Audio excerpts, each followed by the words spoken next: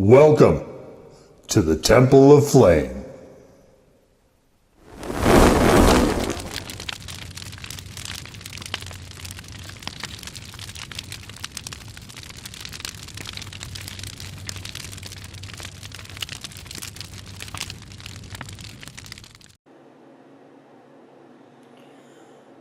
And today, faithful acolytes, we take a look at this.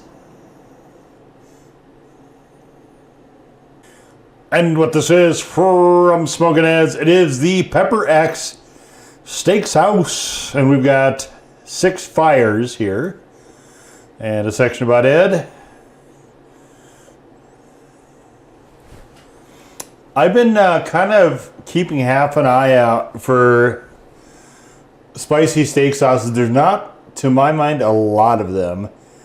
And this one seems like it's kind of going towards the A1 motif, as are the other 2 or 3 that I've seen. A lot of times they have like onions and junk in them, and I'm not doing that.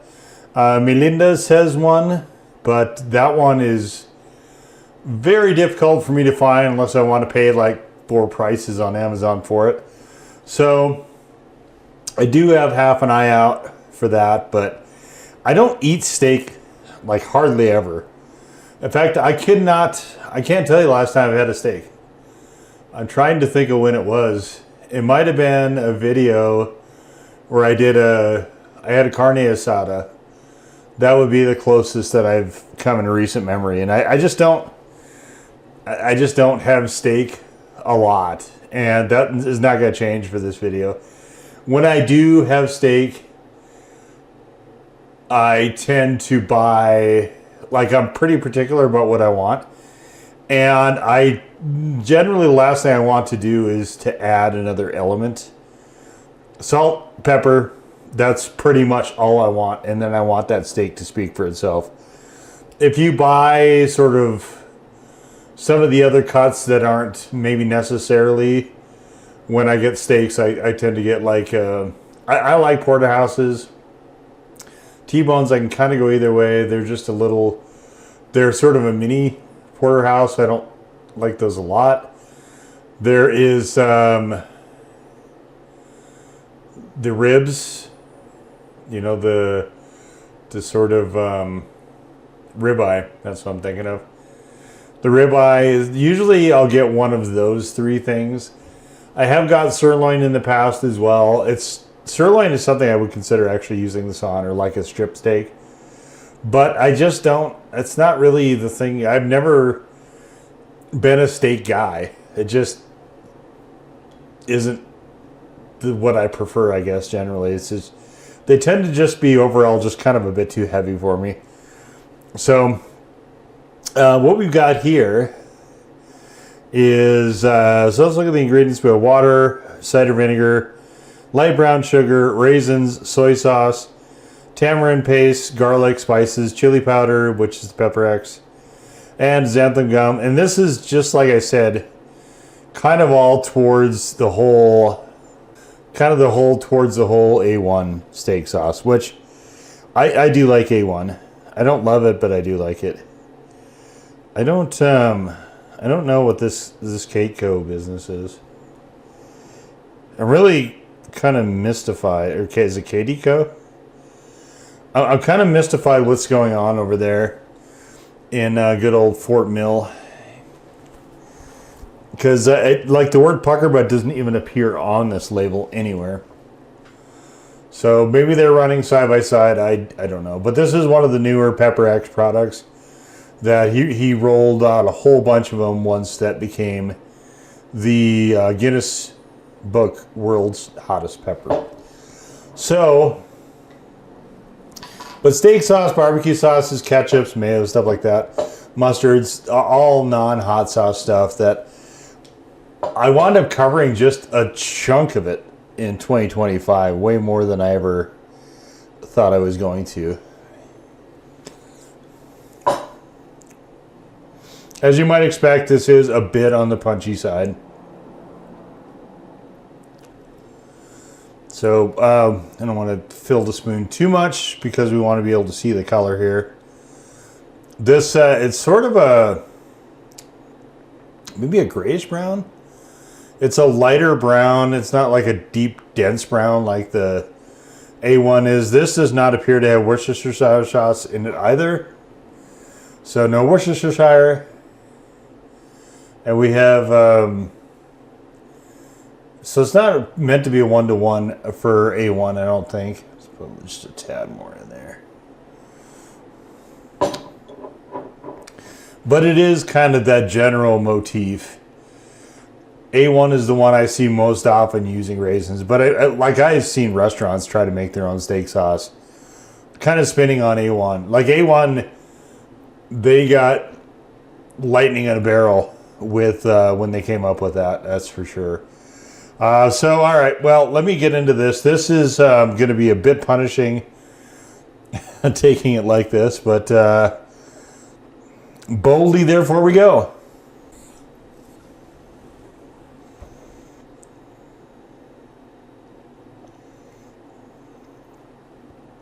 It's very... So we got some bitterness from the super hot. We got a lot of astringency here. I used to say I played around with this some.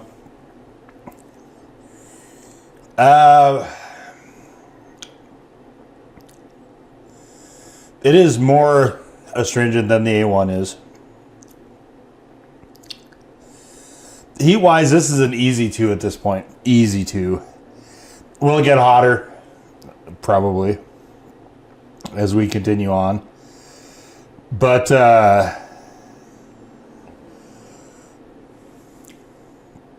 it's an interesting concoction here. The idea of raisins is always one that's kind of blown me away with that style of sauce. All right, so does anybody remember the A1 ads? If you're younger and watching this, you probably won't. But there was this whole thing. Again, this might have been the 80s. I think it was the 80s.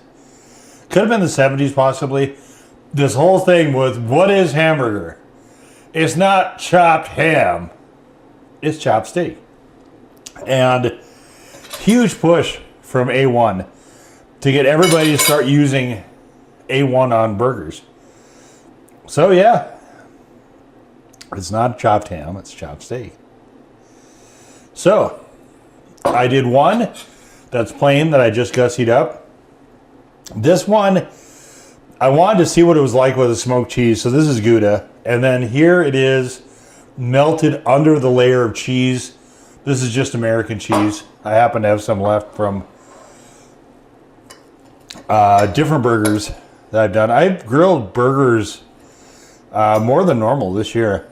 Just sometimes I get on streaks of different meats, and I'll just have that more so than any other sort of thing. And I just kind of, I go wherever my muse takes me. Sometimes it's pork. Sometimes it's, in this case right now, it's grilled hamburgers.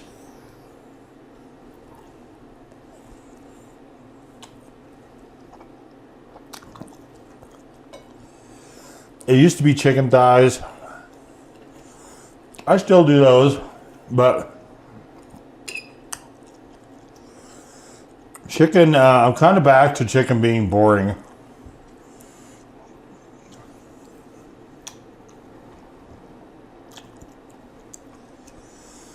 So it's been the last couple of years, I would say.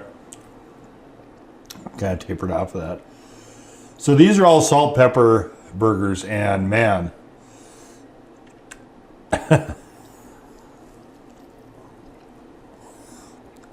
I have mentioned it before that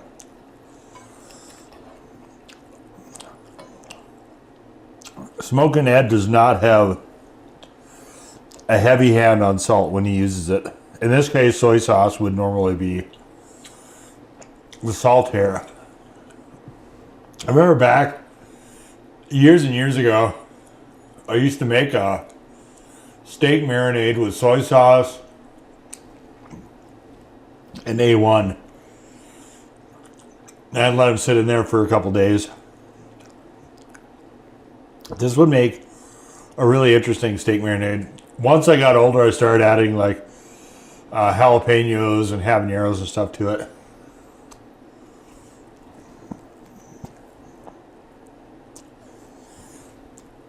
I like that marinade so well that for a while I was having a hard time going to steakhouses at all. And there were some really good ones.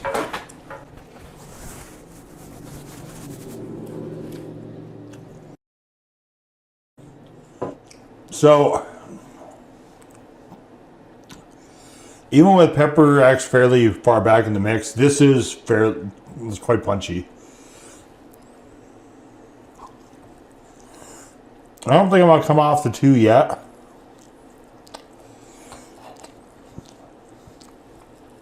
But we'll see.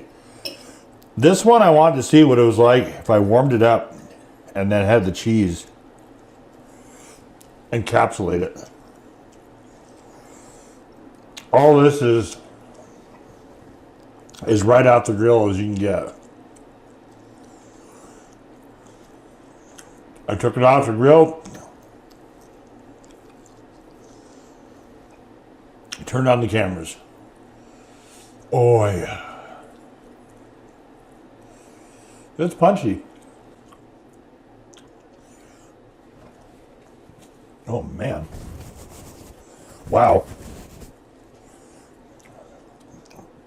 Throwing it on and letting it cook with the burger a little bit, it's like a whole new sauce.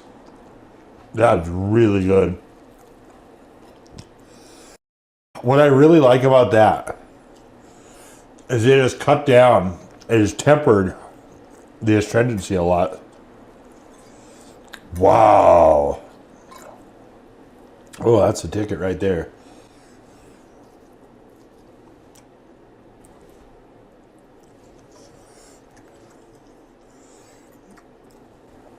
Still hot.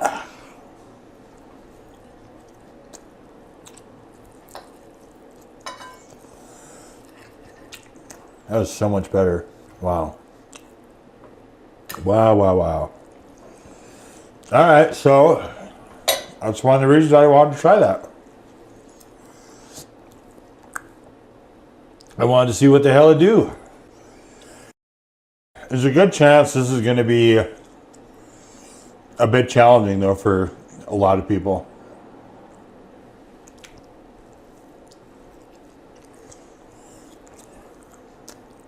Oh my God, that is so good.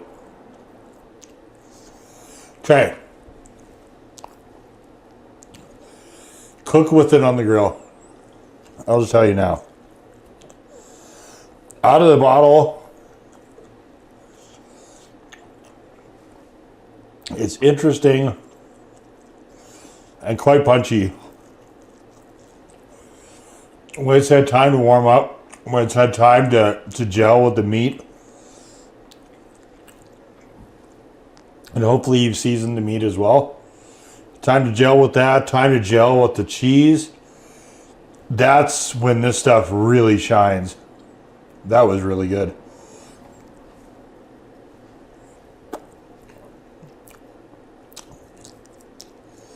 An American cheese is a tad salty, as it is.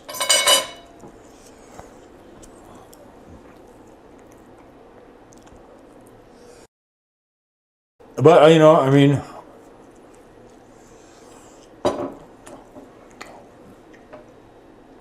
Smokin' Head doesn't, whew. If Smokin' Head doesn't like to use salt, you didn't have to. Nobody's gonna make them. Okay, let's try the Gouda cheeseburger.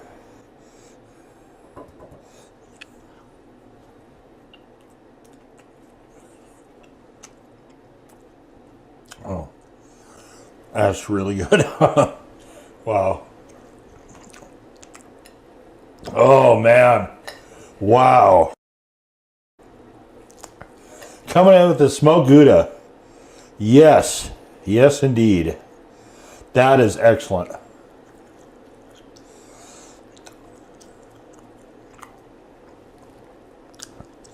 This performs way better when it's warm. And when you've got complex flavors to balance it.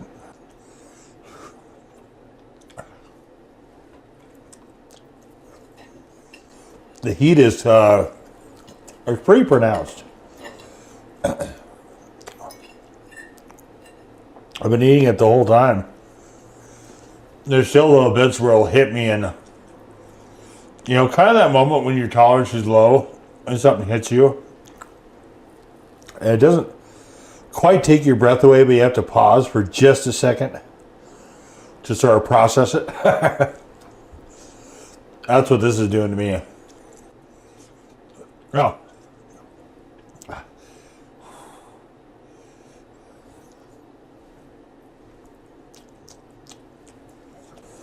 That's my advice. Season the meat.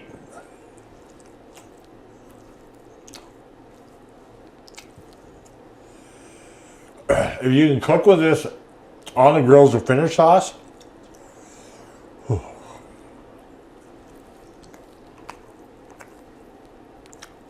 I wish I would have had this under the Gouda, to be honest. That American cheese was probably the best of what I had here. Second best is the Gouda burger, though.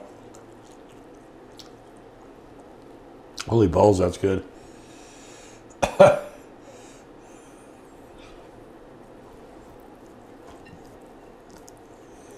You know, here and there, sometimes there's times. Yeah, here and there, there's times.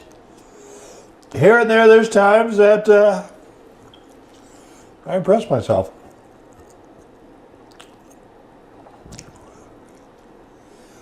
Definitely need to account, though, for a lack of saltiness. One of the other Smokin Air products, the, what was it? I just did it. The pineapple teriyaki. You probably won't see that video this year, actually, but that one was, soy sauce was in it as well, but it was very moderate. I guess that's just something to keep in mind.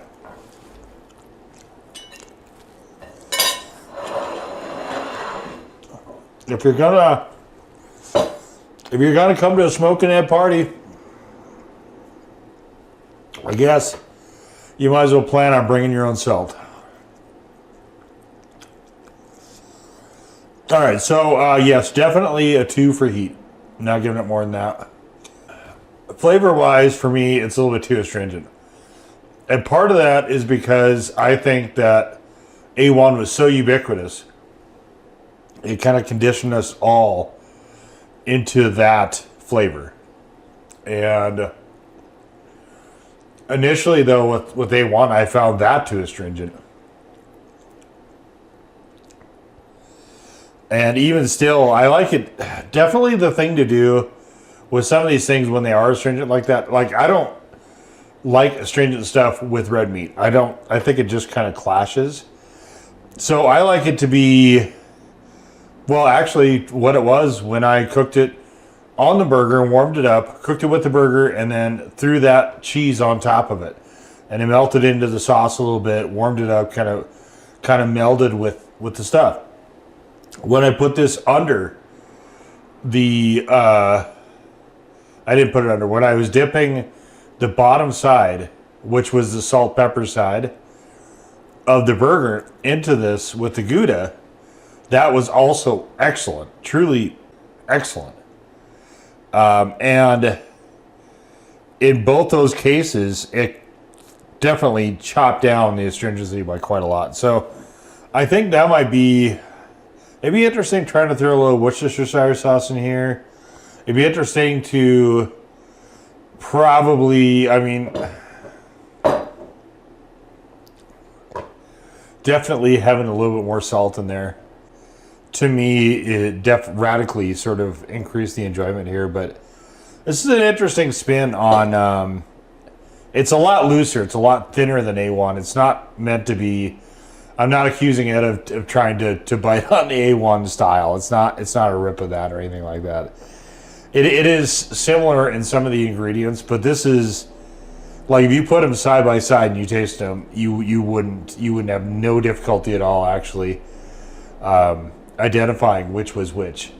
To be sure, even without the burning heat of this one.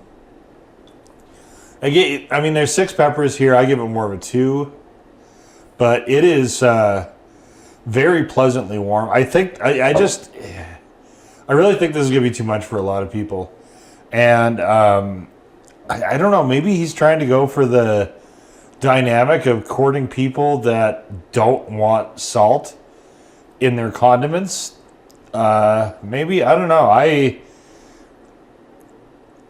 Now that it's like one of those things, okay, you know, you see those little hidden eye puzzle tricks, right?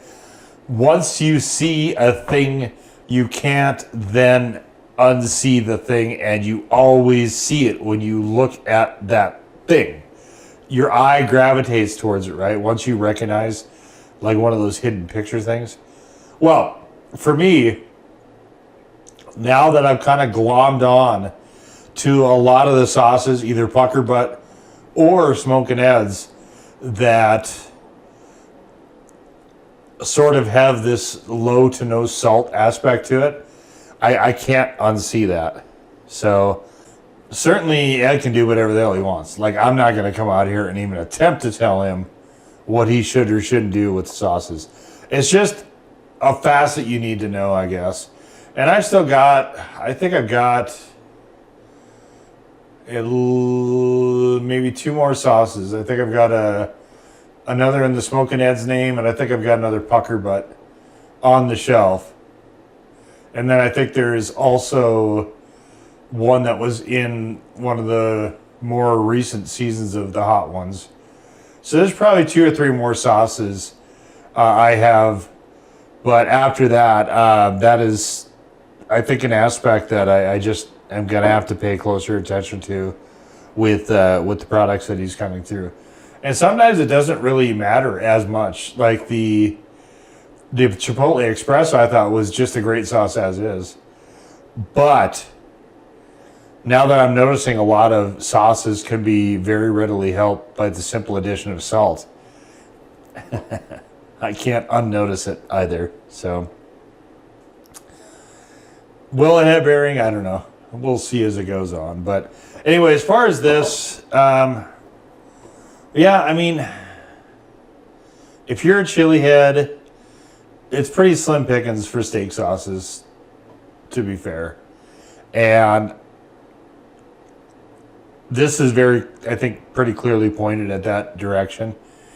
As far as this goes, I think it works really well in conjunction as long as you're seasoning the meat and you cook with it. In that respect, this actually is quite a good sauce. Out of the bottle, I do have some reservations with it, and I find it overly astringent for my taste, just saying. But it is definitely a very forceful heat that's pretty difficult to miss. Of course. Yeah, I mean, overall, I'd say it's if you're bigger into steak sauces than I am, you might like it more. But you probably want to be a chili head if you're going to get. There's a mild variant. If you're not a chili head, get that. If you are a chili head, go for this one. And it's another Pepper X product that I'm still familiar, like everybody else. I'm still familiarizing myself with Pepper X, and some of the stuff I have with it I like a lot, and some of it I like less. This one, I would say, kind of falls more in the middle, and we'll just leave it right there. So that was the Smokin' Eds Pepper X Steak Sauce. Number 4. In peace, to serve the flame.